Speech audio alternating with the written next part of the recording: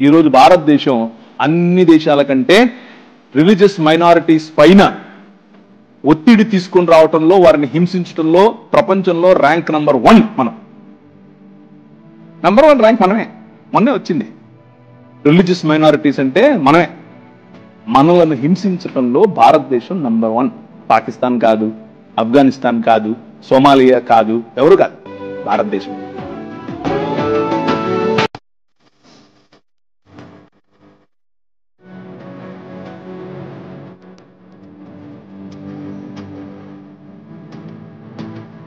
ఇతను ఏంటంటే ఒక దేశ ద్రోహి. ఎవరు బాధపడాల్సిన అవసరం లేదు. ఎందుకంటే దేశాన్ని కూడా గౌరవించకుండా పక్క దేశం గురించి పొగుడుతూ మన దేశాన్ని కించపరిచి మాట్లాడే ఒక దేశ ద్రోహి. ఇలాంటి వాళ్ళు చనిపోతే వచ్చిన నష్టం ఏమీ లేదు. దేశానికి ఒక దేశ ద్రోహి తగ్గాడు అనుకోవడమే తప్ప. అయితే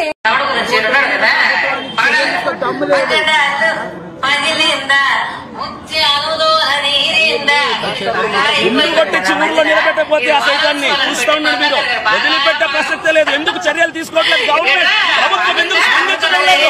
మతోన్మాదులంతా ధైర్యంగా మనిషి చచ్చిపోతే మానవత్వం కూడా చాటి చెప్పకుండా ఆ మరణాన్ని కూడా గేలి చేసి మాట్లాడుతుంటే ప్రభుత్వం ఏం చేస్తుంది? ఆయన మరణానికి ముందు క్రైస్తవం ఒకటి, మరణం తర్వాత క్రైస్తవం వేరేలా మారబోతుంది. కాయనికి 2 వైపులో ఉంటాయి. ఒకవైపే ఇంతవరకు చూశారు, రెండో వైపు మేము చూపించబోతున్నాం. మమ్మల్ని మేము ప్రొటెక్ట్ చేసుకోబోతున్నాం. మరొక ప్రవీణ్ పగిడాల గారు లాంటి ఈ సంఘటన, ఈ దుర్ఘటన జరగటానికి వీలు లేకుండా మేము ఎలా ఫైట్ చేయాలో మేము ఒక తాటి మీదకి సేవకులందరము, క్రైస్తవులందరం వచ్చి మేము పోరాడబోతున్నాము. మేము ఓట్లు అయిపోతే గవర్నమెంట్స్ ఎలా ఫామ్ అవుతాయి? మా ఓట్లు మీకు కావాలి. మాకు ఇబ్బందులు జరిగినా, మాకు హత్యలు జరిగినా, మాకు ప్రమాదాలు జరిగినా ఎవరు చెల్లించడంలో, ఒక ఎమ్మెల్యే, ఒక ఎంపీ, ఒక సీఎం ఎవరు, గవర్నమెంట్ ఎక్కడ ఎవరు స్పందించడం లేదు. మెయిన్ మీడియా ఏది కూడా, ఒక TV9 కానీ, TV5 కానీ, NTV కానీ ఏమైపోయారు వీళ్ళందరూ కూడా? చిన్న చిన్న హత్య, చిన్న చిన్న దాడులు జరుగుతుంటే, దొంగతనాలు జరుగుతుంటే, రేపులు జరుగుతుంటే, కిడ్నాపులు జరుగుతుంటే పెద్ద పెద్ద మెయిన్ ఛానల్స్ వచ్చి ఇంటర్వ్యూస్ చేస్తున్నారు. వాళ్ళందరూ ఎందుకు మూగబోయారు? వాళ్ళ గొంతులు ఎందుకు మూగబోయాయి? ఎందుకు మాట్లాడటం లేదు? ఎందుకు రావటం లేదు బయటికి? ఈ హత్య వెనకాల పెద్ద హస్తం ఉంది. ఎవరైనా సరే, నిందితుడు ఎవరైనా సరే, ఇది ఖచ్చితంగా మర్డర్, అది క్లియర్ అవుతుంది.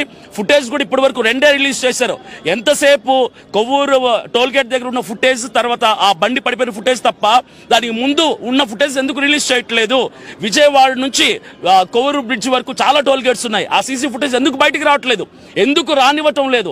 అప్పటికే ఆయన మీద దాడి జరిగింది, అప్పటికే ఆయన మీద అటాక్ అయింది, బైక్ డ్యామేజ్ అయింది, ఆయన ఇంజూర్ అయ్యాడు. ఆ కొవ్వూరు టోల్గేట్ దగ్గర ఈ సీసీ ఫుటేజ్ చూస్తే ఆయన బండి నడపలేని స్థితిలో డూమ్ లైట్ పగిలిపోయింది, కాలు డ్యామేజ్ అయిపోయి చాలా ఇబ్బంది పడుతూ తూలుతూ బండి నడుపుతున్నాడు. ఇలాంటి పరిస్థితి. ఈ పరిస్థితుల్లో ఒక మనిషి చనిపోతే సాటి మనుషులు, చాలా మంది హైందవులు పెద్దగా పిలువబడుతున్నటువంటి మతోన్మాదులు, కొంతమంది దయ్యాలు ఏం మాట్లాడుతున్నారంటే ఆయన మరణాన్ని గేలి చేస్తున్నారు, హేళన చేస్తున్నారు, వెటకారం చేస్తున్నారు. ఒక పనికిమాలిన సైతాన్ ఒకటి ఉంది, అదేమన్నా మాట్లాడుతుంది తెలుసా? యూట్యూబ్ లో లైవ్ పెట్టి పగిలిందా పగిడాలని చెప్పి వెటకారంగా పాటలు పాడి ఎవ్వడి చుట్టు కత్తిరించి గుండు కొట్టించి ఊర్లో నిలబెడతాం. ఎవ్వరు మొదలుపెట్టాం, ఎవరిని విడిచిపెట్టాం. ఈ హత్య వెనకాల ఎవరెవరైతే ఉంటున్నారో ప్రతి ఒక్కరిని రోడ్డు మీదకి తీసుకొని వస్తాము. బొక్కలో పెట్టించకపోతే మేము సేవకులం కాదు, క్రైస్తవులం కాదు. క్రైస్తవులు చేతగాని వాళ్ళు అయిపోయారు. క్రైస్తవుల ప్రేమ తత్వం మీకు అసమర్థత అయిపోయింది, చేతగాని తనం అయిపోతుంది. తిరగబడబోతున్నారు క్రైస్తవులు. ఎదుర్కోవడానికి సిద్ధంగా ఉండండి. ఇప్పుడు పోస్ట్ మార్టం రిపోర్ట్ కొరకు మేము ఎదురు చూస్తున్నాం. అందులో న్యాయం కనుక జరిగితే, ఆ నిందితులు శిక్షింపబడితే సరే, అక్కడ మాత్రం తేడా జరిగిందంటే మాత్రం మేము ఊరుకునేది లేదు. యావత్ క్రైస్తవ సమాజం అంతా కూడా రోడ్డు మీదకి వస్తాం. బళ్ళు కదలనివ్వం, ఏ పని జరగనివ్వం. ఎలా ముందుకు కదులుతుందో ప్రపంచం, ఎలా ముందుకు కదులుతుందో ప్రభుత్వం చూస్తాం. మేమందరం కూడా ఐక్యత కలిగి పోరాడతాం. We fight for justice, we fight for justice. ఇప్పుడు మతోన్మదులు చాలా మంది ప్రవీణ్ పగడాగల్ గారిని చంపి సంకలు గుద్దేసుకుంటున్నారు, ఆనందపడిపోతున్నారు. అయిపోయింది. కానీ ఒకటే చెప్తున్నాను అందరికి కూడా, ఎవరైతే ఈ హత్యకు పాల్పడ్డారో ఒకటే వార్నింగ్ ఇస్తున్నాను. ఆయన మరణించిన తర్వాత క్రైస్తవుల్లో భయం పోయింది, ధైర్యం వచ్చింది. ఒక ప్రవీణ్ పగడాల గారు పోతే 1000 మందిని దేవుళ్ళు లేపబోతున్నాడు. 1000 మంది ప్రవీణ్ పగడాల గారు లేకపోతున్నాడు. చావుకు తెగించి బైబిల్ పట్టుకున్న వాళ్ళం మేము బైబిల్ పట్టుకున్న రోజే బ్రతకడం కాదు, క్రీస్తు కొరకు చచ్చిపోవడానికి తెగించాం. Thank you.